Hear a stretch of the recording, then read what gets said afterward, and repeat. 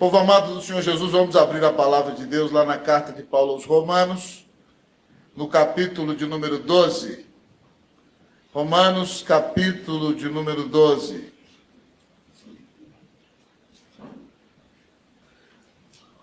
Romanos, capítulo 12, nós leremos os versículos 1 e 2. Celular no modo avião. Senão não para, irmão. Romanos 12, 1 e 2. Vamos ficar de pé, povo de Deus.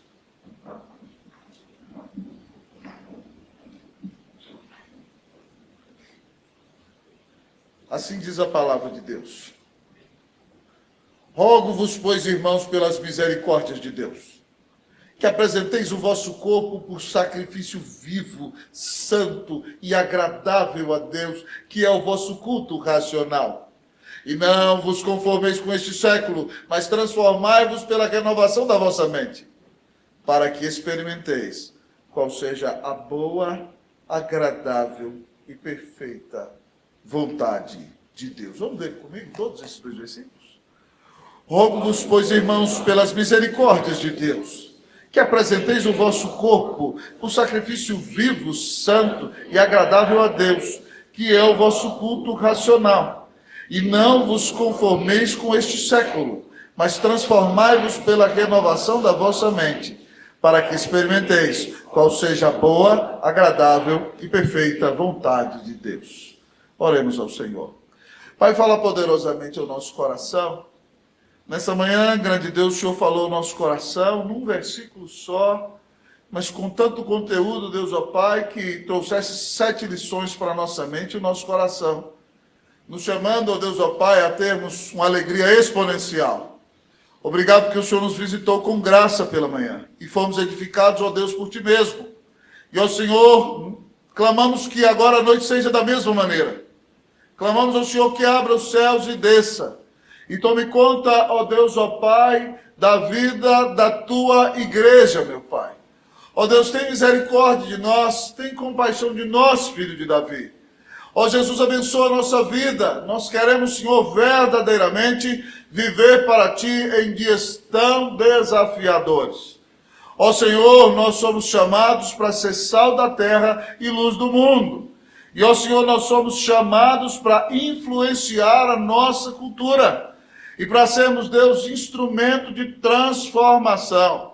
Ó Pai, em nome de Cristo Jesus, fala a nossa alma, fala o nosso coração, fala a nossa vida. Ó Deus, nós precisamos tanto do Senhor, nós carecemos tanto da Tua graça, nós precisamos tanto que o Senhor domine as nossas faculdades mentais, as nossas emoções, as nossas motivações. Que o Senhor transforme a nossa vida, meu Deus. Fala poderosamente ao nosso coração, meu Deus. Abençoa a nossa vida, aquece o nosso peito e nos dá um renovo espiritual. Eu peço a Tua bênção nessa noite em nome de Jesus. Amém. Assentados, amados irmãos e irmãs.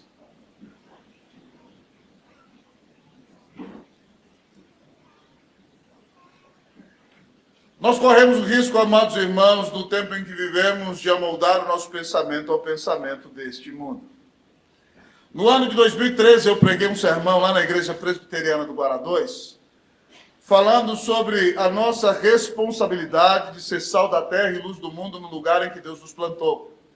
Naquele texto, Deus dizia a Jeremias que o povo de Deus, no exílio, deveria plantar pomares, vinhas e abençoar, fazer negócios no Egito, na Babilônia, mas também Deus disse que eles tinham que orar pela paz da cidade.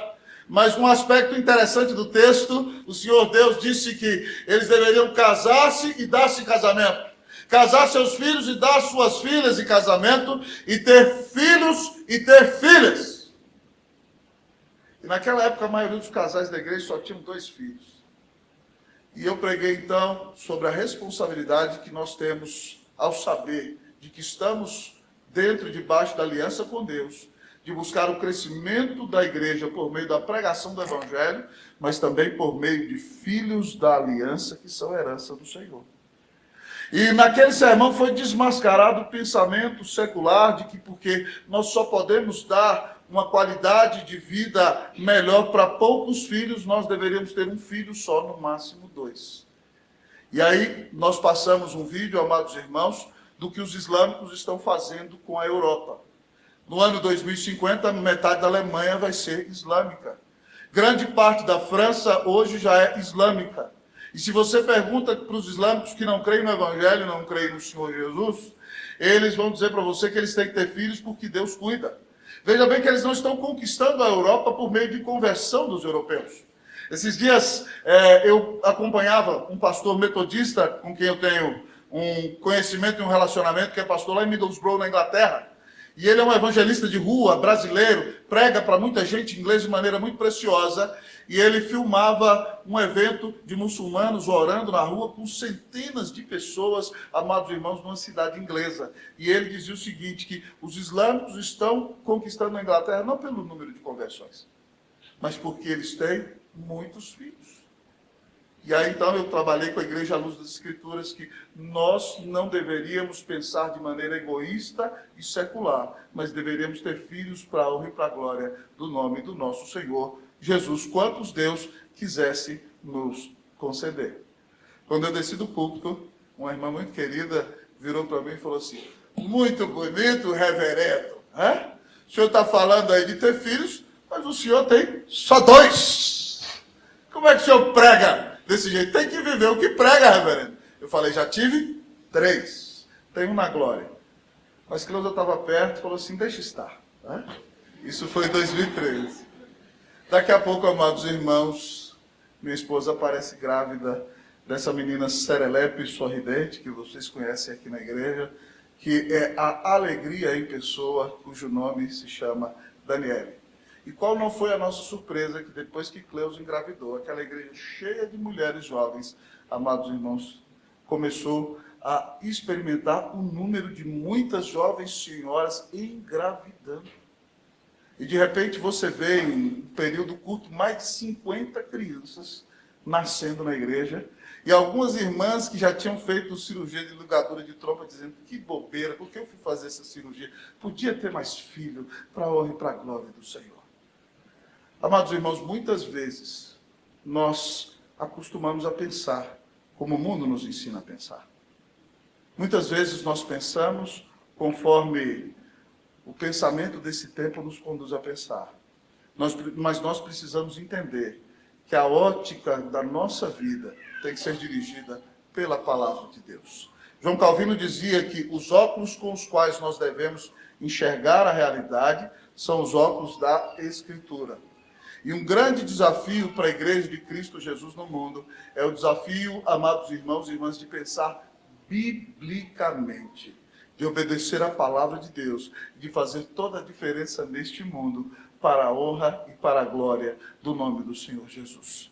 Nesse texto que vos leio, o apóstolo Paulo, depois de terminar todo um ensinamento de um grande arcabouço teológico do livro de Romanos, que é considerado o quinto evangelho, mostrando nos 3 primeiros capítulos que todos os homens judeus, gentios, pecadores são indesculpáveis, falando acerca da justificação da nossa fé, nos capítulos 4 e 5, no capítulo 6, mostrando que porque fomos justificados agora nós viveremos para Deus, mostrando que no capítulo 7 nós ainda temos uma grande batalha espiritual, porque a nossa carne quer fazer aquilo que não agrada a Deus, mas no capítulo 8 mostrando que nós nascemos de novo e Deus nos deu o Espírito Santo para vencermos todas as lutas espirituais, falando sobre eleição nos capítulos 9 e 10, amados irmãos, e concluindo de maneira maravilhosa, mostrando que, porque dele, para ele são todas as coisas, a ele pois a glória eternamente, amém, no capítulo 11. Agora Paulo, no capítulo 12, começa a aplicar para a vida de cada um de nós, como deve ser a vida daquele que experimentou uma grande salvação. E um trecho desse texto que me chama muita atenção, é que o versículo de número 2 diz, transformai-vos pela renovação da vossa mente. A palavra usada no grego aqui para transformar-se significa literalmente metamorfose. O verbo grego é metamorfos, de onde vem a nossa palavra metamorfose. Paulo diz que nós vamos ser transformados quando nós mudarmos a nossa maneira de pensar. E ao olharmos então para esse texto, eu quero meditar com vocês nesta noite, para que não sejamos como o mundo, não sigamos a regra do mundo. Nós vamos meditar nesse texto e aprender como ter uma mente renovada. E o meu sincero desejo é que você pare de pensar como o mundo. Pare de se adequar ao que o mundo diz. Pare de se adequar ao que o canal de televisão que você assiste diz. Pare de fazer o que o jornal que você lê diz que você tem que fazer. Pare de fazer, querido amigo, irmão, aquilo que a novela que você gosta de ver, ou a série que você assiste manda você fazer, e que você comece a viver conforme a palavra de Deus, para a glória de Deus, pois foi Deus quem te redimiu e deu Cristo Jesus na cruz para te salvar. Então o texto dessa noite nos ensina como ter uma mente renovada. Como nós podemos ter uma mente renovada? O apóstolo Paulo diz em primeiro lugar, viva uma vida de culto. Como ter uma mente renovada? Viva uma vida de culto. Vamos ler, irmãos, versículo de número 1, vamos lá? Rogo-vos, pois, irmãos, pelas misericórdias de Deus, que apresenteis o vosso corpo por sacrifício vivo, santo e agradável a Deus, que é o vosso culto racional. Paulo faz um rogo, um pedido, um clamor da alma, como um pai falando aos seus filhos. E ele diz que o fundamento para fazer esse pedido são as misericórdias de Deus, ou seja, toda a doutrina da salvação que ele já ensinou. Se você me perguntar 2 versículos que podem resumir tudo aquilo que ele ensinou, eu acho que Romanos 8, 29 e 30 resumem muito bem, porque ele diz, porquanto aos que de antemão conheceu, também os predestinou para serem conformes à imagem do seu Filho, a fim de que ele seja o primogênito entre muitos irmãos. E aos que predestinou, a estes também chamou. E aos que chamou, a estes também justificou. E aos que justificou, a estes também glorificou. Eu falo de cabeça e o Levi dá cola para vocês, né? É brincadeira, né? Mas vamos lá, amados irmãos. Deus nos deu as suas misericórdias. Romanos 8 diz que ele nos conheceu, ou seja, o verbo conhecer é yadá, que significa amar intimamente. Ele amou você antes da fundação do mundo, portanto, soberanamente predestinou você para a salvação. E no momento oportuno, através da obra do Espírito Santo, por meio da pregação da palavra, ele te ressuscitou na alma e te amou. E quando você creu, ele bateu o martelo no tribunal e disse, eu te declaro justo pela fé no meu Filho Jesus Cristo. Ele te justificou e agora ele olha para você como glorificado. Você é objeto da grande salvação de Deus. Então, pensando nessa grande salvação de Deus como as misericórdias de Deus, a consequência, amados irmãos, é que nós agora vamos viver uma vida de culto. O verbo usado como apresenteis aqui é a tradução do verbo no hebraico usado para oferecer sacrifício. Mas o contraste de Paulo é maravilhoso, porque o sacrifício do Antigo Testamento era um sacrifício morto. O animal era assassinado para simbolizar a morte de Cristo que foi cravado na cruz do Calvário em nosso lugar. Agora que nós já fomos reconciliados com Deus, por meio do sacrifício de Jesus, nós não precisamos ser assassinados. Então agora, o texto diz que nós devemos apresentar o nosso corpo. E aqui não envolve só a parte material, mas envolve a alma e o corpo. O espírito e o corpo, a parte material e a parte imaterial. Você tem que ser, diz o texto, não um sacrifício morto, mas você tem que ser um sacrifício vivo. Isso significa que a sua vida agora é uma vida de culto. Isso significa que você agora já não se pertence mais a si mesmo. Você tem que olhar no espelho e falar que nem aquela comediante que olha para a sua vida e fala assim, essa já não te pertence mais. Você já não se pertence mais. Você agora é de Cristo Jesus. Então agora você oferece o seu corpo e a sua vida como um sacrifício vivo. Você serve a Deus com a sua vida. Consequentemente, se você serve a Deus com a sua vida, porque Deus é santo, santo, santo, esse sacrifício não pode ser impuro. O texto diz que esse sacrifício é santo. E santo significa aqui, amado irmão, separado. Isso significa que agora nós não podemos mais viver, amados irmãos, nas práticas dos pecados de outrora. Mas que arrependidos e lavados do sangue de Cristo, nós não vivemos mais para nós. Nós vivemos para Deus. Nós fomos separados deste mundo. E agora, então, nós temos que, como Paulo diz nesta carta, considerarmos-nos como mortos para o pecado e vivos para Deus, em Cristo Jesus, porque estamos debaixo da graça e não debaixo da lei. Então, quando nós vivemos com uma vida de culto para a glória de Deus, perdoados de nossos pecados, entendendo que o pecado já não tem mais domínio sobre nós, o pecado na nossa vida não é mais regra. Se você tem Cristo Jesus, você tem que se considerar morto para o pecado. O pecado na sua vida agora é só acidente, para te humilhar e para que você se arrependa. Quem reina em você agora é o Espírito Santo, é a natureza de Cristo. Então você apresenta o seu corpo como sacrifício vivo, santo, e consequentemente, você vive para agradar a Deus. O seu sacrifício é agradável a Deus. Lembra quando na Bíblia, no Antigo Testamento, era oferecido incenso, o sacrifício era queimado, e a Bíblia dizia então que aquele aroma subiu como aroma suave às narinas de Deus. Deus se agradava do perfume daquele sacrifício.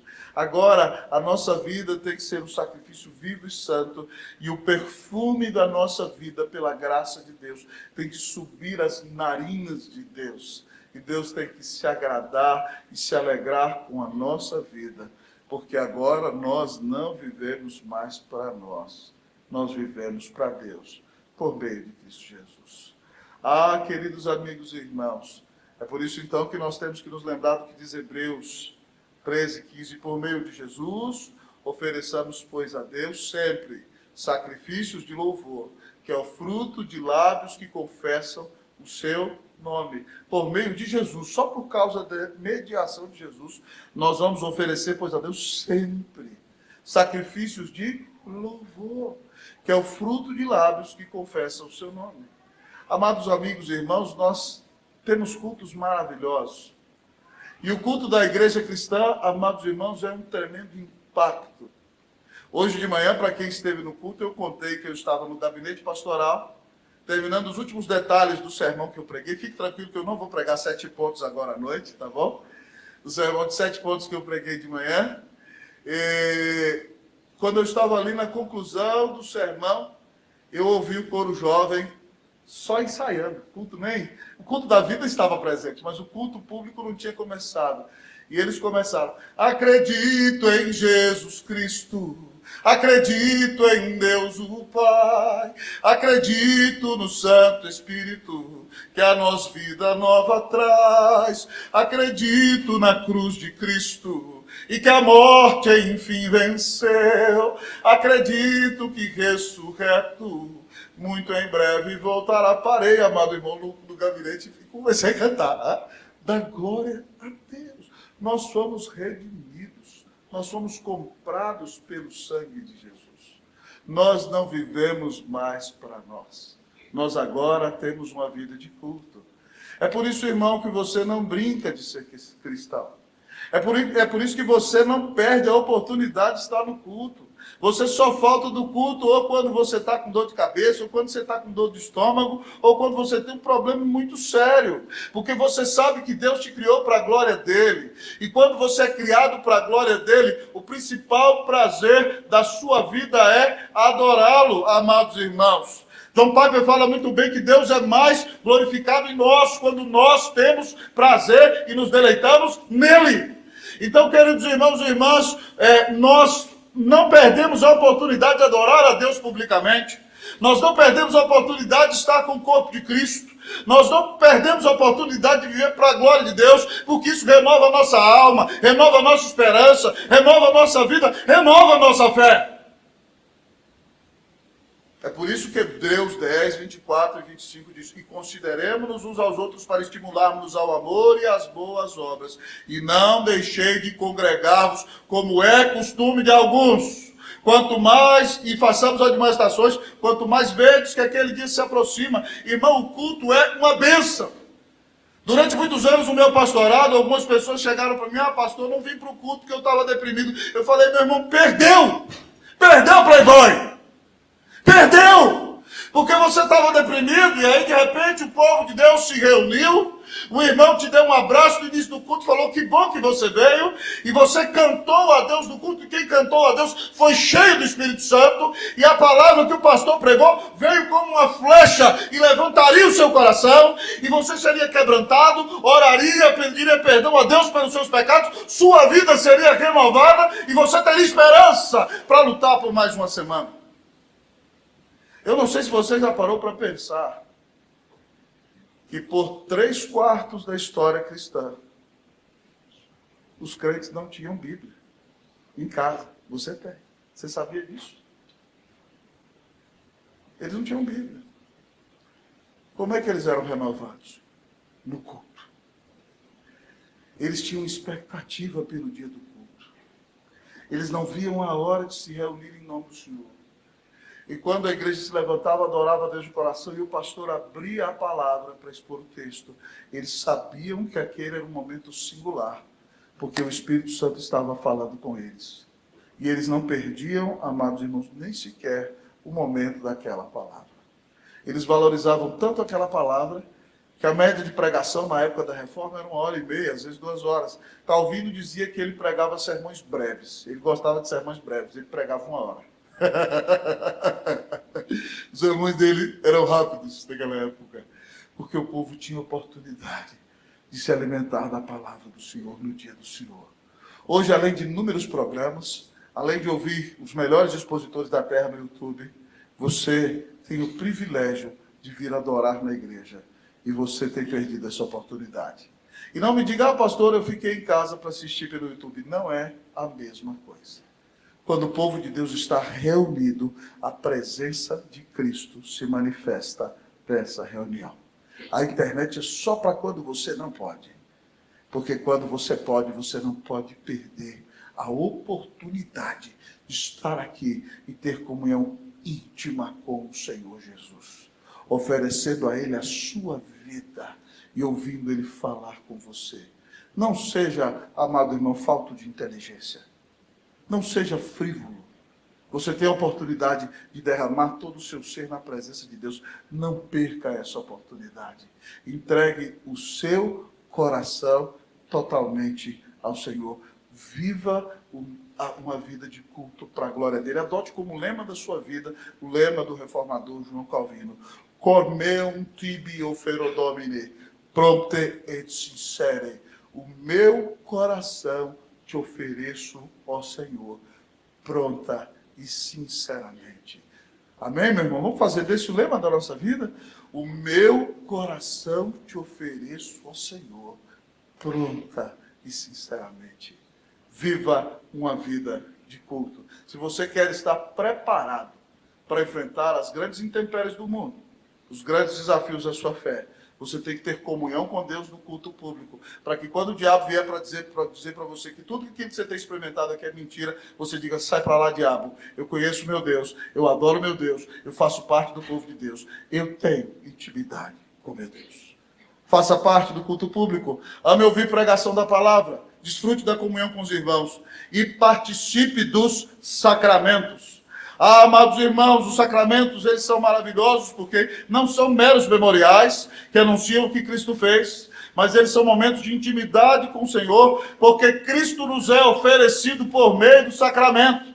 Quando você é batizado em nome do Pai, do Filho e do Espírito Santo, significa que você foi selado pelo Espírito Santo de Deus, e o Espírito habita em você.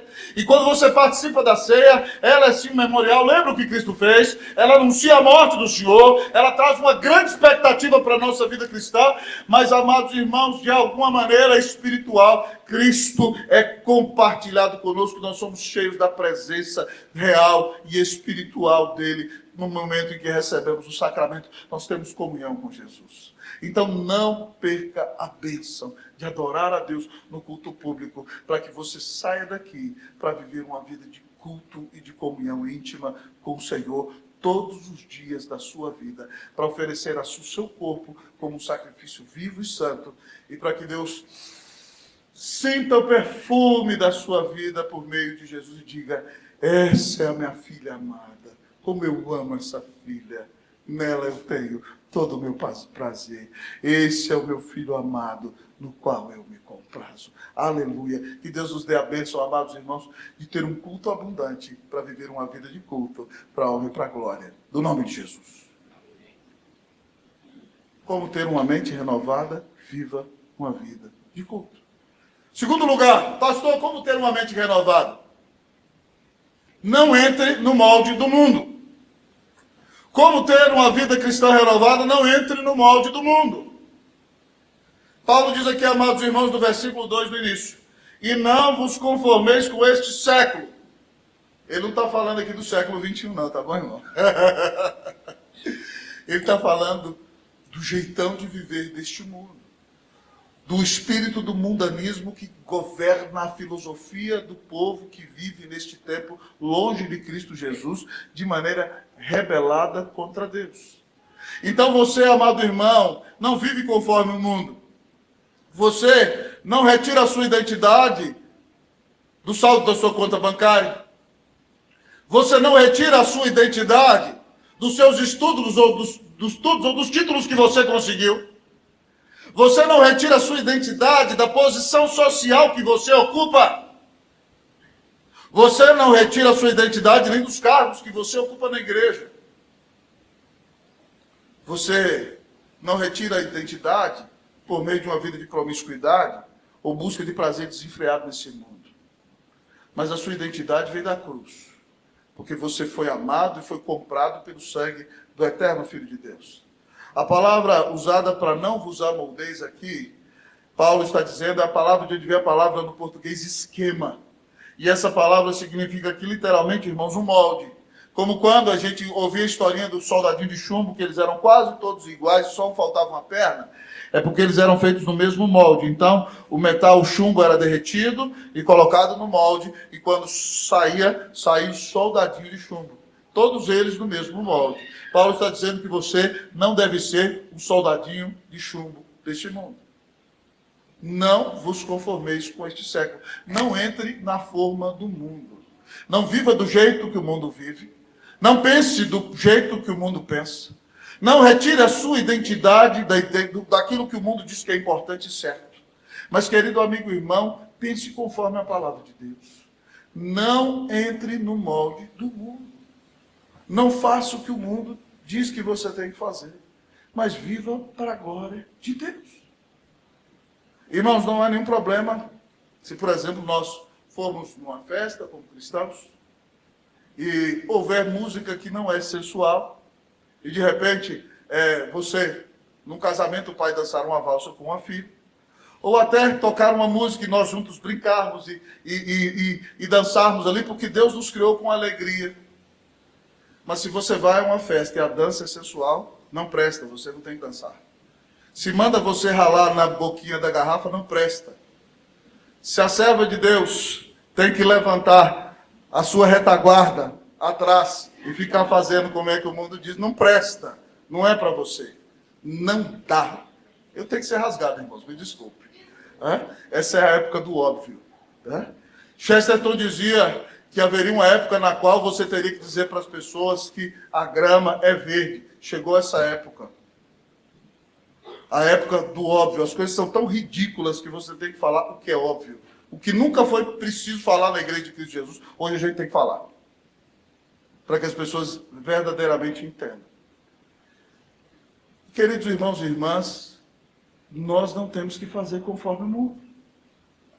Certa vez eu fui pastor em outro lugar, já fui pastor em outro lugar, irmãos, por mais que não pareça, E aí, eu estava pregando sequencialmente a primeira carta de João. E acabou que a nossa juventude foi para uma festa. E aquela festa não foi nada cristã. Ainda que tenha sido patrocinada por cristãos. A dança ali não foi cristã. Os que dirigiam a música eram de uma equipe de louvor da igreja, mas tiraram a camisa e começaram a rodar a camisa e mandaram as irmãs descer na boquinha da garrafa, e foi nesse nível. E eu estava pregando em 1 de João. E qualquer coisa que eu falasse naquele dia seria um sermão carapuça. Mas esse negócio de pregação expositiva sequencial, como a gente faz aqui no líder, é algo maravilhoso.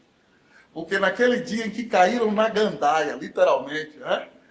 O texto do sermão, que eu não escolhi, foi o Espírito Santo que escolheu. Era 1 João 2,15 a 17, que diz assim: não ameis o mundo, nem as coisas que há no mundo, porque se alguém amar o mundo, o amor do Pai não está nele. Porque tudo o que há no mundo, a concupiscência da carne, a concupiscência dos olhos, a soberba da vida, não procede do Pai, mas procede do mundo. Ora, o mundo está passando, bem como a sua concupiscência. Mas aquele que faz a vontade de Deus viverá eternamente. E eu comecei o sermão dizendo: qualquer outro dia que eu trouxesse esse texto aqui, esse seria o sermão de maior carapuça do mundo. Mas não fui eu que escolhi, foi o Espírito Santo. Então agora, prepara o lobo!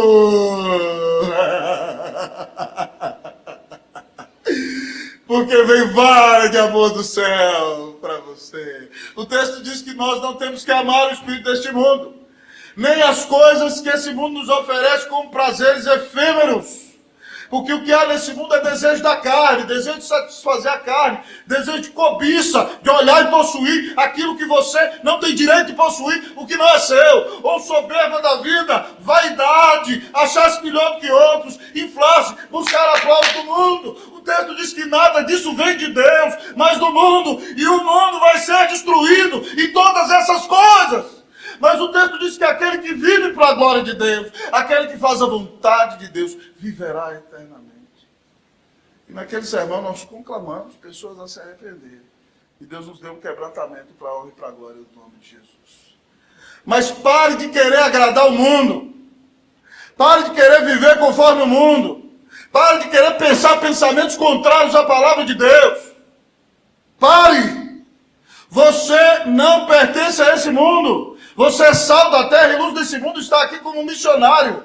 Mas você é agente do céu nesse mundo. Você é representante celestial. Você representa o Senhor Jesus. Você, amado irmão, está aqui para fazer com que sejam estabelecidos neste mundo os valores do Evangelho e os valores da palavra de Deus.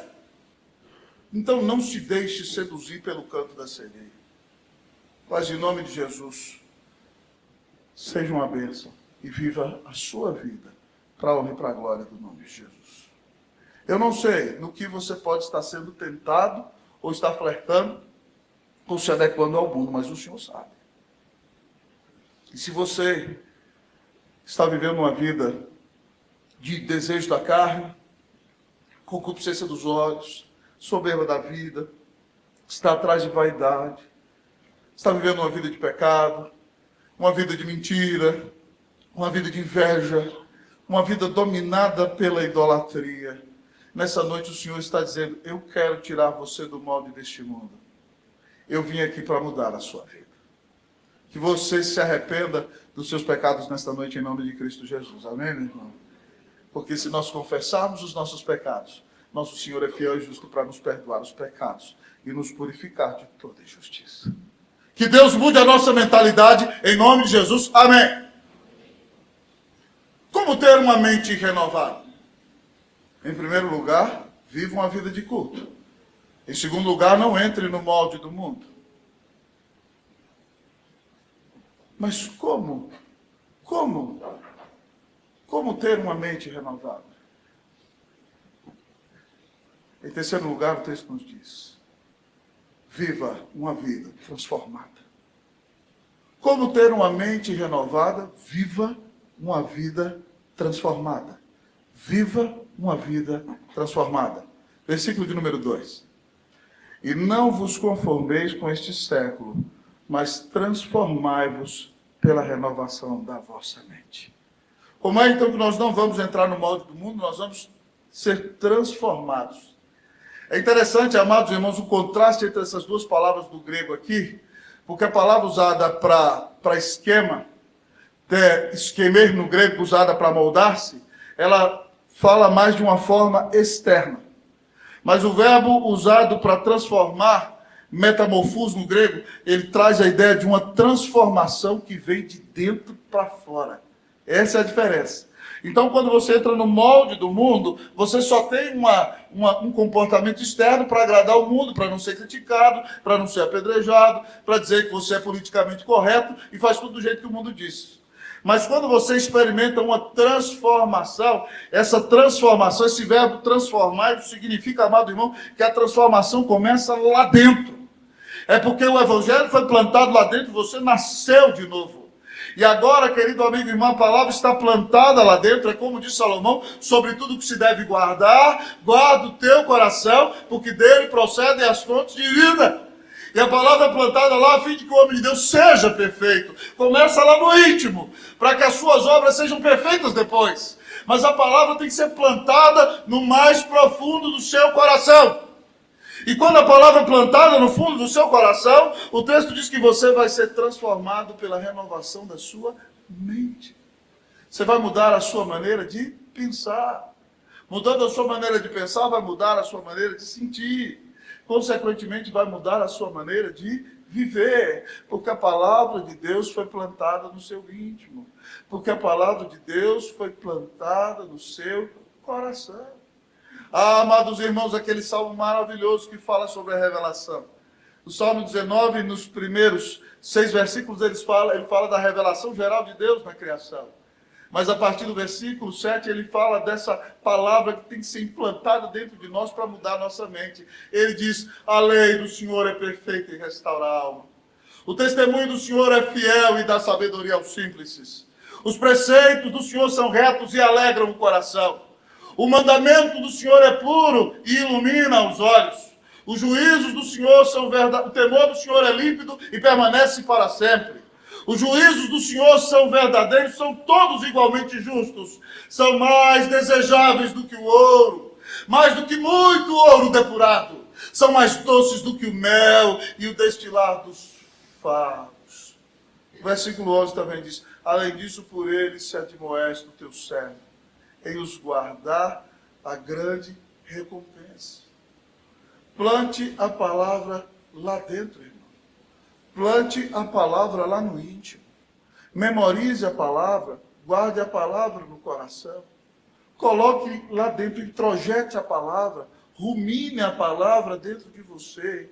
Porque aí então a palavra vai ser, amado irmão, como uma bomba dentro de você, que quando explodir não trará destruição, mas trará restauração e mudará toda a sua vida. A palavra de Deus, irmão, tem o poder de te livrar do pecado, tem o poder de te livrar da morte, tem o poder, amado irmão, de abençoar você nos momentos mais difíceis da sua vida. Quando a palavra está plantada no seu coração, você pode trazer à memória aquilo que te pode dar esperança. Quando a palavra domina o seu ser, você consegue vencer o pecado. Alguns anos atrás eu contei a história aqui, amados irmãos, de um querido irmão do qual eu fui pastor no Chile. E aquele querido irmão era um executivo internacional. E ele tinha que viajar, amados irmãos, por distintas partes do mundo. Ele era casado, tinha filhos pequenos, vivia bem com a sua esposa. Mas quando lançaram o smartphone, ele teve que vir ao Brasil. E de repente, então, uma bela mulher, que ele achou que era uma carioca, lá no aeroporto Arturo Merino Benítez de Santiago, começou a tirar fotos dele. E ele olhou para ela e sorriu, gostou daquilo, mexeu com a natureza pecaminosa dele. E ela deu um tchauzinho, e ele deu um tchauzinho de volta. E ela tirou mais foto. E ele achava que ela era do Rio, porque ele vinha de Santiago e desceu em São Paulo, e ela continuou no avião. E aí, então, de repente, ela virou para ele e fez assim. O dedo do capeta danado. Ele falou, pastor, mexeu comigo. Então ele fez assim lá dentro. Ela levantou, eu levantei para ir no rumo dela. Quando eu dei o primeiro passo, o Espírito Santo trouxe à minha mente o Salmo 23:3, que diz, me guiará pelas veredas da justiça, por amor do seu nome. O caminho de Deus é de justiça. Pastor, eu dei o primeiro passo. E virei para o outro lado. E fugi dela, pastor. Porque a palavra de Deus me livrou da destruição do meu casamento. É assim, irmão. Quando a palavra está lá dentro. Quando a palavra está na mente. Quando a palavra está no coração. Que ela nos transforma. Ela muda a nossa maneira de pensar. Nós entendemos que os prazeres que o mundo nos oferece são maldição.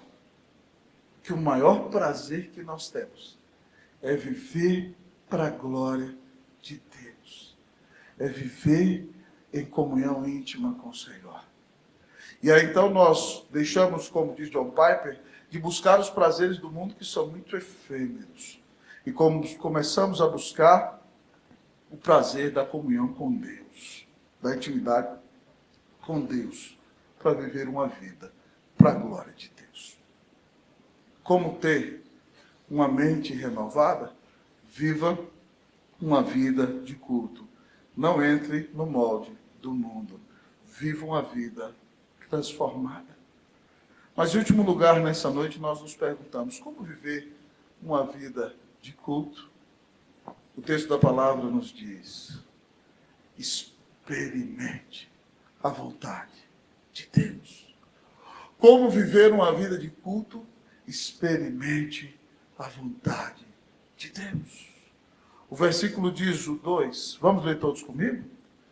E não vos conformeis com este século, mas transformai-vos pela renovação da vossa mente, para que experimenteis qual seja a boa, agradável e perfeita vontade de Deus. Paulo está nos chamando para ter uma experiência com Deus na prática. Esse é o significado dessa palavra, experimenteis. Você está ouvindo o sermão e falou, uau, eu tive uma mente renovada e agora? Agora Paulo falou assim, agora você vai ter uma experiência maravilhosa. Alguns anos atrás você viu uma casa de comércio falando de uma bebida e a pessoa dizia assim, experimenta, experimenta. Essa experiência é ruim. O apóstolo Paulo está te chamando para a maior experiência. Ele diz para você, experimenta, experimenta, experimenta. Experimentar a vontade de Deus. Quando você tem a mente transformada, você vai entender que a vontade de Deus tem o objetivo de te abençoar. A vontade de Deus é boa. Porque Deus é bom. Tem hora, amado irmão, que ela parece um purgante. Tem hora que ela parece mertiolate. Dói demais. Os meninos de hoje não sabem o que é isso, né? Eu até, quando eu era pequeno, me disseram que eu tinha uma alergia a mertiolate, foi a melhor coisa da minha vida. Eu falei, aleluia! Chegava no hospital todo ralado, falei, bota mercúrio, porque eu tenho alergia a mertiolate, né? Doía demais! Principalmente nós que éramos os mais arteiros, né? Mas doía muito! Vocês nem riam, os jovens, nem sabem o que é isso, né? O texto diz que a vontade de Deus para nós é boa. Ela vai nos abençoar. Ela é exatamente o melhor que podia acontecer conosco. Talvez você não entenda. Mas hoje você está agradecendo aí. Porque você está com a sua namorada linda do seu lado. E você tomou um fora estelar há 3 anos atrás. E você chorou, chorou, chorou, chorou. Meu Deus, por que essa menina não me quer? Que coisa horrível. Daqui a pouco você conheceu a princesa da sua vida. Né? Você está casado com ela. Foi o melhor que podia acontecer. Ficou chorando de bobeira por causa daquele relacionamento. Porque agora Deus te deu uma pessoa abençoada, crente, com quem você está casado e está vivendo a vida com você. Mas na hora em que você levou aquele fora estelar, você não gostou. Mas era a melhor coisa que podia acontecer com você. Deus estava te abençoando. Às vezes, irmãos, nós não entendemos a providência de Deus. Ela parece carrancuda. Às vezes Deus fecha uma porta, amado irmão, e você não entende. Você esperneia, você grita, você chuta. Você tinha projetos maravilhosos, mas Deus disse não para você. Entenda que o não de Deus para você é uma grande demonstração de amor. O não de Deus para você é o melhor que podia acontecer. De manhã eu falei um pouco sobre isso. O Léo até comentou comigo na porta, diácono Léo. Eu falei, de repente você está apaixonado por aquela menina da igreja, você chama ela para jantar, né? E de repente você fala para ela, minha irmã, eu te amo. E ela fala para você, eu te amo em Cristo Jesus. Né? E você vai para casa deprimido e triste, varão, você não conhece o gênio dela. Hein? Deus está te dando um livramento, homem de Deus. Dá glória ao Senhor. Hein? Dá glória ao Senhor. Hein? Porque não adianta de nada ter essa carinha linda, mas ser como um demônio dentro do coração. Dá glória a Deus. Você não sabe o que vai acontecer depois.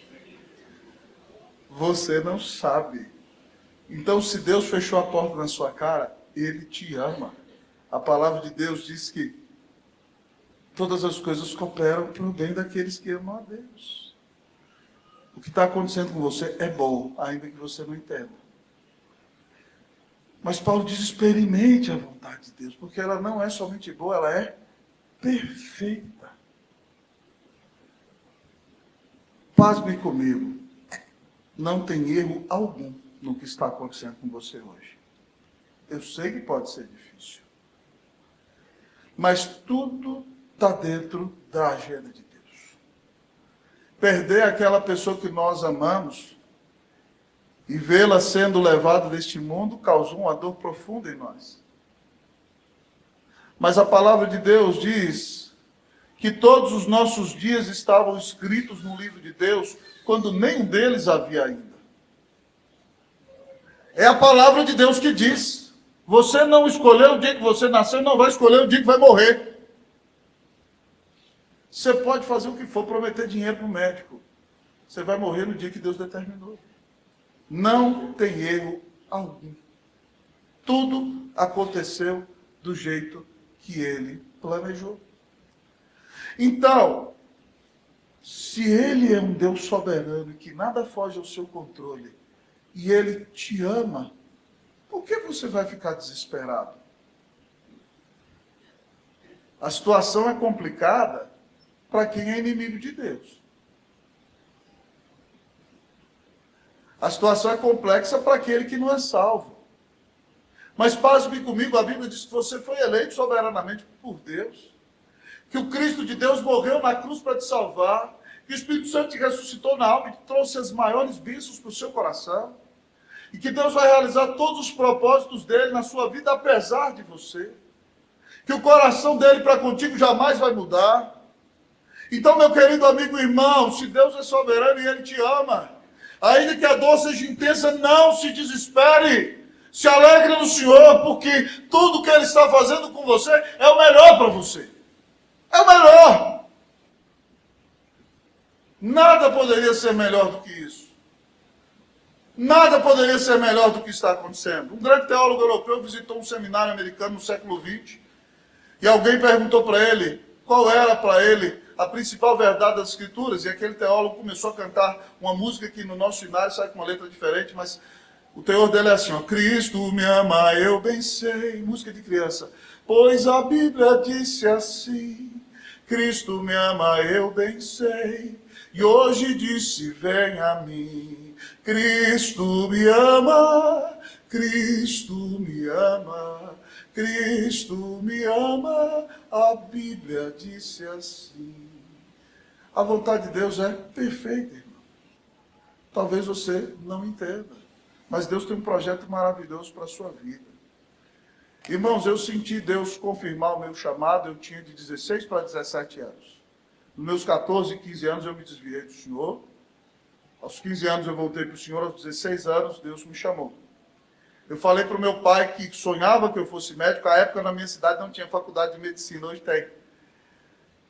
E que eu queria ser pastor 1 ano e meio antes. Ele não considerou. O sonho dele era que eu fosse médico. E quando eu bati o pé que eu tinha o chamado, amado irmão, meu pai virou para mim e falou assim, eu não te dou mais nem um centavo. Eu tinha 16 anos. Eu morava na casa dos meus tios. Morava em Taguatinga e estudava na Asa Sul, no setor oeste. Tinha que acordar 6 horas da manhã para pegar o ônibus, 5 e meia da manhã, pegar o ônibus às 6 para estar na escola às 7. Era 1 hora de distância. E às vezes eu ia para a escola, minha mãe era professora, pagava a mensalidade da escola da minha irmã, o inglês da minha irmã, e o meu pai tinha que cuidar de mim. O meu pai falou que não ia me dar mais nem um centavo. E eu ia para a escola e passava o dia inteiro na escola. E tinha de irmãos que eu não tinha o que comer. Eu tinha 17 anos de idade. E naquela época, eu falei, desde o Senhor me chamou, eu pregava na escola. Nós reunimos um grupo de 50 jovens, eu falei, Senhor, não estou entendendo. Mas de repente, Deus levantava alguém para abençoar a gente com oferta. Eu fiquei muito feliz no congresso da PECOM semana passada, que eu encontrei um irmão que é meu intercessor desde que eu tenho 17 anos. Ele mora lá no Cruzeiro, em Brasília. E eu estava visitando a igreja dele, lá em Brasília, no Cruzeiro, e ele olhou para mim, né? Eu fui vender umas camisetas para um missionário que é para a Escócia, naquela época. E aquele irmão olhou para mim, era na época da URV.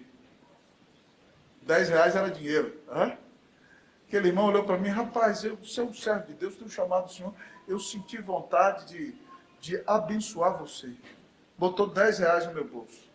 Aquela semana eu almocei na escola toda semana, porque 80 centavos a gente conseguia comer um cachorro quente com um copo de Guaraná.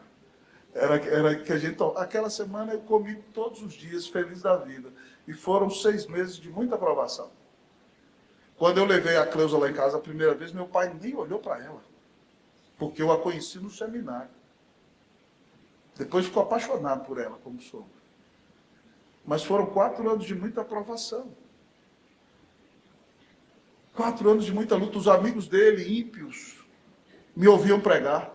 Diziam, Deus está usando seu filho. Está abençoando seu filho, ele está sendo uma bênção. E ele, quando eu ia lá, nem falava comigo. Tempo de grande desafio, provação. A Bíblia diz que muitas vezes quem vai se levantar contra nós são os de sua casa, são os da nossa casa. Quando meus avós fizeram 50 anos de casado, eu já estava indo para o Chile. Tinha 550 pessoas na igreja, uma festa gigantesca. O pastor da igreja conduziu a cerimônia, renovação dos votos. O marido da minha prima, que era pastor, fez a liturgia e eu preguei. Meu pai estava lá naquele culto. Ele, meu tio, que me ofereceu dinheiro para eu ir para o seminário. Ele falou, fica em Brasília, eu te dou dinheiro para você prestar concurso. Não tinha seminário em Brasília ainda também. Eu banco você por 3 anos só para você estudar para concurso. Os dois. Quando eu desci do púlpito, irmãos, os dois chorando para a glória de Deus. Depois de 4 anos e meio, vieram me pedir perdão. Ambos chorando disseram, você nasceu para isso. Meu pai chorando disse, meu filho, eu me orgulho de como Deus te usa. Me perdoa. Meu tio chorando me disse, me perdoa. E eu beijei os dois. É claro que no dia que faltava dinheiro para almoçar, eu não gostava.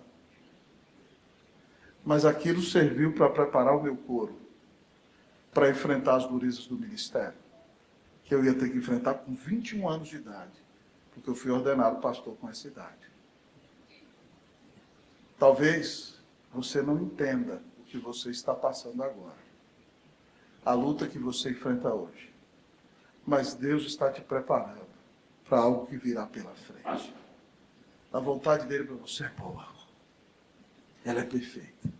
Consequentemente, você vai conseguir, pela graça de Deus, se alegrar em Deus, mesmo nos momentos mais difíceis da sua vida. Porque a sua alegria não está em você mesmo. A sua alegria está em Jesus, que te amou e deu a vida na cruz para te salvar. Como ter uma mente renovada, pastor? Viva uma vida de culto. Não entre no molde do mundo. Viva uma vida transformada. Experimente. Com gratidão a bênção, a perfeição.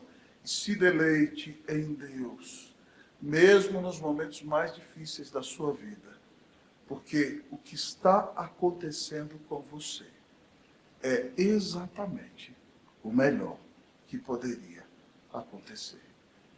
Então que você tire os olhos das circunstâncias, tire os olhos dos problemas, tire os olhos das pessoas, olhe para Cristo Jesus, porque Ele te amou e deu a vida na cruz para te salvar. Quando você amá-lo mais, quando você buscá-lo mais, quando você for vazio de si, quando você for cheio dele, então, querido amigo e irmão, você vai ser transformado, você vai ser impactado, e a sua mente não vai ser mais a mente deste mundo, mas você vai pensar para a honra e para a glória do nome de Jesus. Que Deus te dê uma mente renovada nessa noite, que você saia daqui para viver uma vida de culto, que você não se amolde deste mundo, que você viva uma vida transformada, que você experimente a boa, perfeita e agradável vontade de Deus na sua vida. Que Deus mude o seu coração, que Deus mude a sua alma, que Deus renove a sua mente. Em nome de Jesus, para a glória do Senhor Jesus. Amém.